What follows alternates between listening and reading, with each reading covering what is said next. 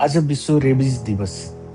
वर्षेनी विश्वव्यापी रूपमा हेऱ्यौँ भने चाहिँ रेबिज सङ्क्रमणको कारणले ५९,००० जना व्यक्तिहरूको मृत्यु भएको तथ्याङ्क छ। नेपालमा पनि यो चाहिँ सङ्क्रमणको कारणले गर्दा हुने मृत्यु चाहिँ अन्डर रिपोर्टेड छ। त्यो डेटामा क्लियरली आउँदैन। तर हामीसँग उपलब्ध भएको डेटा हेर्ने हो भने 15 देखि 25 जना जति अथवा 30 जना जति व्यक्तिहरू वर्षेनी विभिन्न वर्षहरूमा चाहिँ मृत्यु भएको, रेबिजको कारणले मृत्यु भएको देख्न सकिन्छ।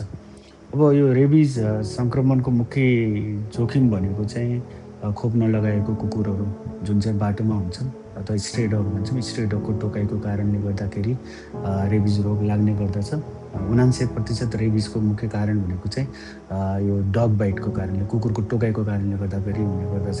र अन्य जनावरहरू भनेको ब्याट अथवा तपाईँको यो स्यालहरूको टोकाइ अथवा तिनीहरूको स्क्रैचेसको कारणले गर्दाखेरि पनि रेबिज सङ्क्रमण हुने देखिन्छ। तर मुख्य मुख्य कारण भनेको चाहिँ खोप नलगाएको, रेबिज विरुद्धको खोप नलगाएको कुकुरको टोकाइको कारणले गर्दाखेरि अथवा ती जनावरहरूको सलाइभाहरू चाहिँ हाम्रो यो स्किन नभएको म्युकोसाहरू जस्तै आँखा, नाक अथवा मुख अथवा जेनिटल हिल्सहरूमा पर्न गएको कारणले गर्दाखेरि पनि रेबिजको जोखिम रहने गर्दछ।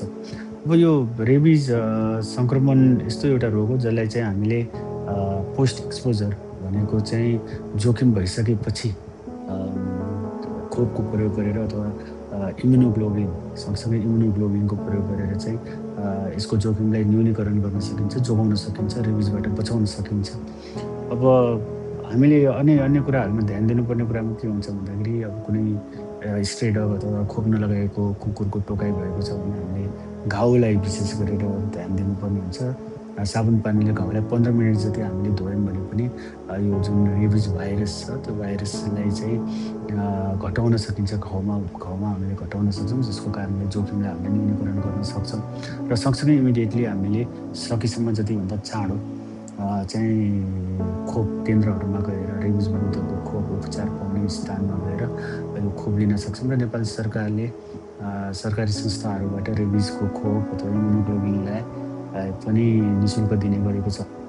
अब हामीले तथ्याङ्क हेऱ्यौँ भने चाहिँ यो रेबिजको कारणले मृत्यु हुनेमा चाहिँ 15 वर्षभन्दा कम उमेरका बच्चाहरूमा चाहिँ धेरै मृत्यु हुने गर्दछ। यसको मुख्य कारण भनेको चाहिँ अब बच्चाहरू चाहिँ बाहिर निस्किने, कुकुरहरूसँग चल्ने, खेल्ने आदिको गर्दछन्। सँगसँगै बच्चाहरूमा बाइट्सहरू चाहिँ एकदमै भनौँ न जोखिमी क्षेत्रहरू जस्तै मुखमा अथवा फेसियल बाइटहरू हुने होइन, घाँटीभन्दा माथिको टोकाइहरू चाहिँ एकदमै धेरै कमनली देखिने अथवा हातमा टोपी देखिने, जसको कारणले गर्दा चाँडो स्नायु प्रणाली जुन छ त्यसमा सङ्क्रमण फैलिने र लक्षणहरू देखेर मृत्यु हुने गर्दछ।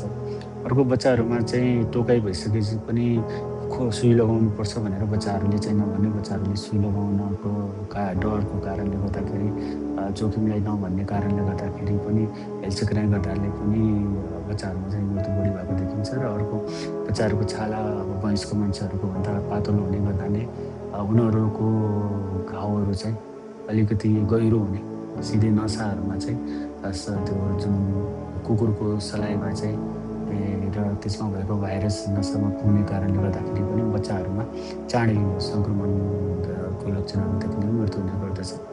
अब हामीले जुन लक्ष्य लिएका छौँ 2030 सम्ममा चाहिँ 0 मृत्यु यो कुकुरको टोकाइको कारणले गर्दा हुने मानिसमा हुने जुन रेबिज रोगलाई चाहिँ त्यसलाई शून्यमा झार्ने भन्ने लक्ष्यले लिएका छौँ। र यो वर्षको नारा तपाईँ हामी समुदायको सहित मिलेर हामीले काम गऱ्यौँ भने यो रेबिज सङ्क्रमणको जोखिमलाई 2030 सम्ममा कुकुरबाट हुने रेबिजको सङ्क्रमणलाई शून्यमा पुर्याउन सकिन्छ भनेर त्यो नारा लिएको छ।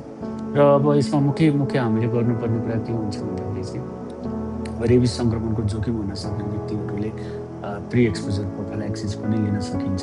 जस्तै अब जनावरहरूसँगको संसर्गमा आइराख्ने भनौँ न हाम्रो भेटेनरीहरूमा काम गर्ने व्यक्तिहरू जो हुनुहुन्छ अथवा अन्य वाइल्ड लाइफमा काम गर्ने व्यक्तिहरू हुनुहुन्छ, उहाँहरू जोखिममा हुनुहुन्छ भने उहाँले प्री एक्सपोजर प्रोफाइलाक्सिस लिन सक्नुहुन्छ। र जो व्यक्तिहरू चाहिँ जोखिम भइसकेको छ ती व्यक्तिहरूले पोस्ट एक्सपोजर प्रोफाइलाक्सिस लिन सक्नुहुन्छ। र अलिकति गहिरो घाउ त्यो तेस्रो दर्जाको टोकाइ भएका व्यक्तिहरूमा इम्युनोग्लोबुलिनको प्रयोग गरेर चाहिँ पोस्ट-एक्सपोजर लिएर जोखिमलाई न्यूनीकरण गर्न सकिन्छ। एउटा जोखिम न्यूनीकरण जुन छ त्यो चाहिँ सबैभन्दा इम्पोर्टेन्ट अहिलेको पिलर हो र हामीले नेपालमा पनि त्यसैबाट चाहिँ धेरै रेबिसका बिरामीहरू जोगाउन सकेका छौँ। अब दोस्रो कुरा यही विषयमा हामीले कुरा गर्दाखेरि चाहिँ हेल्थ चक्र अथवा हामीले देखेका छौँ रेबिसका बिरामीहरू चाहिँ पढे लेखेका मान्छेहरू पनि इग्नोर गरेर होइन सानो पप्पीले टोकेको हो अथवा यो देखेकै कुकुर हो अथवा होइन हामीसँग सधैँ आइराख्ने कुकुर हो यसले टोकेर कहाँ रेबिज हुन्छ भनेर हेल्थ चक्र गरेका कारणले गर्दाखेरि रेबिज भएका बिरामीहरू हामीले देखेका छौँ। त्यसै कारणले कुनै पनि कुकुरको टोकाइले हामीले चाहिँ नजरअन्दाज गर्नु हुँदैन र तुरुन्त स्वास्थ्य संस्थामा गएर रेबिज विरुद्धको खोप लिनुपर्ने हुन्छ। दोस्रो भनेको चाहिँ हामीले अब जति पनि घरपालुवा कुकुरहरू छ तिनीहरूलाई चाहिँ रेबिज विरुद्धको खोप लगाउनु पर्ने हुन्छ। त्यो कति ठाउँहरूमा चाहिँ रहरले कुकुर पाल्ने तर रेबिज विरुद्धको खोप नलगाएको भेटिन्छ, जसको कारणले गर्दाखेरि यदि त्यो कुकुरलाई कुनै कारणले गर्दा रेबिसहरू कुनै जनावरको टोकाइमा तिनीहरू जोखिममा गयो भने तिनीहरूलाई रेबिज भएन, तिनीहरूबाट पनि घरका व्यक्तिहरूमा रेबिज सङ्क्रमणको जोखिम हुनसक्छ। र अब समुदाय स्तरमा रहेका अथवा स्टेटहरू जति बाटोमा रहेका कुकुरहरूलाई पनि हामीले खोप लगाउन सक्यो भने तिनीहरूमा रेबिज सङ्क्रमणको जोखिम नहुने भएको कारणले गर्दाखेरि आम सर्वसाधारणलाई नै तिनीहरूले टोक्यो भने पनि रेबिजबाट हामीले जोगाउन सक्छौँ।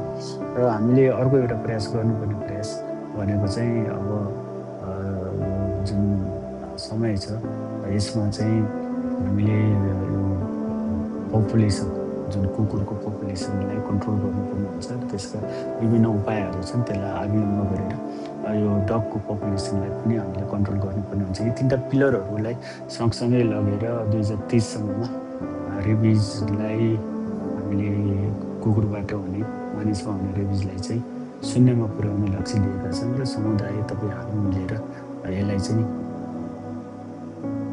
लक्ष्यमा हामी पुग्छौँ भन्ने यो वर्षको नारा रहेको छ र हामी पक्का पनि त्यो कुराहरू चाहिँ प्राप्त गर्न सक्छौँ।